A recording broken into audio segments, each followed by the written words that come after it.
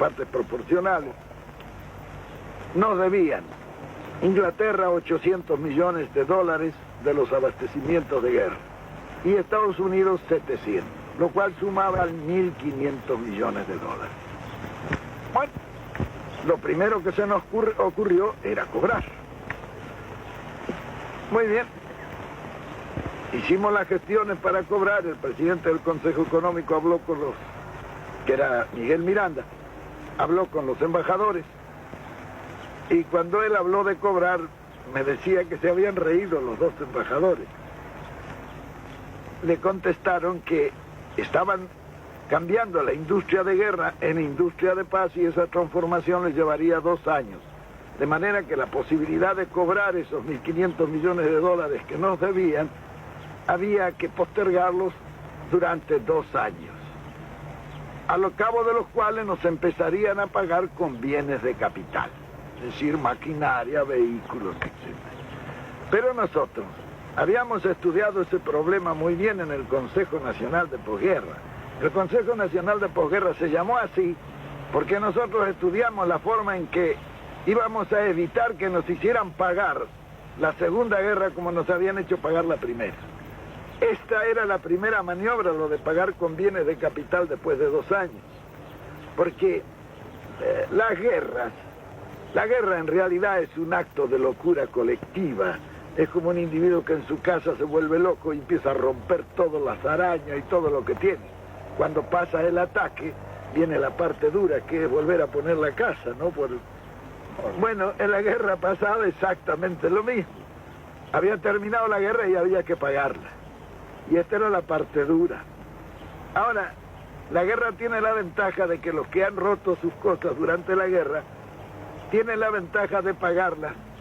En primer lugar, desvalorizando las monedas. Así las deudas que tienen pierden una gran parte de su importancia. Yo recuerdo que Inglaterra en el año 48, por decreto, bajó el 30% el valor de la libra. Comenzaban a pagar la guerra.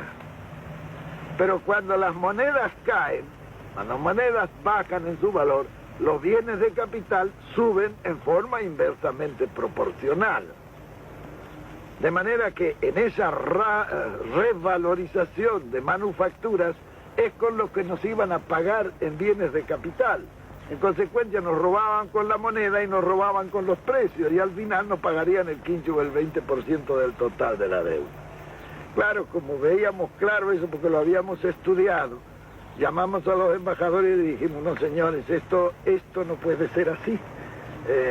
Nosotros tenemos una deuda de 3.500 millones de dólares que queremos repatriar, entonces comiencen ustedes por rebajarnos de esa deuda los 1.500 que nos deben. Esto dicho así en conjunto, claro, esto eran gestiones individuales con los embajadores. Lo curioso era que no querían cobrar. Claro, no se querían perder el negocio. Es una cosa natural. Bueno, al final se les dijo, bueno señores, si ustedes no quieren cobrar, allá ustedes. Nosotros ya lo descontamos y lo damos por pago. Si ustedes no lo quieren cobrar, ya es cuestión de ustedes. Bueno, al final cobrar. Nosotros ya bajamos la deuda externa que nos llevaba 600 millones de dólares, bajamos a casi la mitad. Y en consecuencia la amortización e intereses bajó en una proporción semejante. Nosotros teníamos, por ejemplo, un desembolso anual de casi 800 millones de pesos en fletes de ultramar para poder sacar nuestra producción, como consecuencia de que no teníamos una marina mercante. Entonces, yo hablé inmediatamente con Alberto Odero, que era el mejor armador que ha habido en la República Argentina, y le dije, vea don Alberto, hay que hacer este asunto porque estos 800 millones de pesos deben quedar en la Argentina si transportamos en barcos argentinos. Entonces él estudió un plan para completar unas 120 o 130 mil toneladas de los barcos más indispensables para sacar nuestra producción. Nosotros vendíamos la carne a $250 la tonelada, cuando en Chicago valía $750 la tonelada. Como consecuencia que las únicas líneas de frío que podían sacar esa carne eran los barcos ingleses. Nosotros no teníamos líneas de frío para sacar nuestra carne. Naturalmente que Alberto Odero tomó inmediatamente en sus manos el asunto y, aprovechando que todos los astilleros, había terminado la guerra y los astilleros estaban sin trabajo, sacamos esos barcos casi a precio de costo, lo que era negocio para los astilleros que podían conservar su personal después de esa paralización. Porque en la guerra estaban fabricando algunos barcos, un barco por día algunos astilleros. Muy bien, fue así que nosotros rápidamente tuvimos una marina mercante que pasó las 100.000 toneladas, con lo cual tuvimos línea de frío. Y entonces a los ingleses yo los llamé y les dije, bueno, ahora la tonelada de carne vale $500 la tonelada. Ellos dijeron, no la pagaremos, le dije yo, veremos. Me dice, ustedes no van a aguantar, se le van a llenar los campos de hacienda. Y yo le dije, vea, nosotros tenemos la carne, ustedes tienen el apetito, vamos a ver quién aguanta más. Efectivamente, los ingleses pagaron las $500 la tonelada. Bien, ese era un problema que se resolvía así, se resolvía a corto plazo. Lo que nos disminuía esos 800 millones de pesos que pagábamos en transportes de ultramar, ya iban a comenzar a quedar en el país.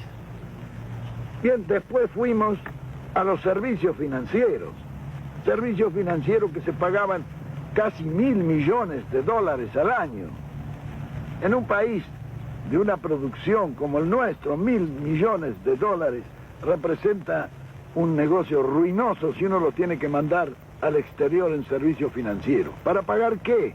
Para pagar las empresas de servicios públicos que eran todas extranjeras, los ferrocarriles, los tranvías y la Corporación de Transporte de la Ciudad de Buenos Aires, que había sido un acuerdo leonino que habían hecho por un contrato ley en la época de la famosa misión Roca-Runciman en Inglaterra, el gas, en fin, todos los servicios públicos, teléfonos.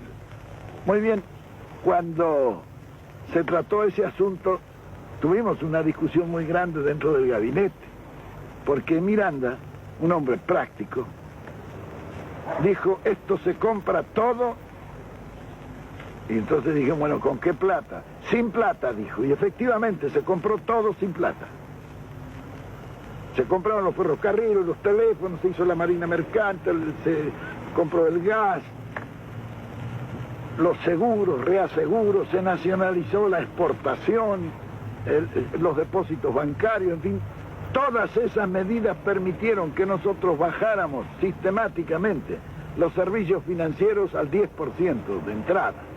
¿Cómo fue que se compró sin plata, general? Los ferrocarriles. Bueno, por ejemplo, los ferrocarriles se compraron con una habilidad extraordinaria de Miguel Miranda. Él era un comerciante y un negociante hábil.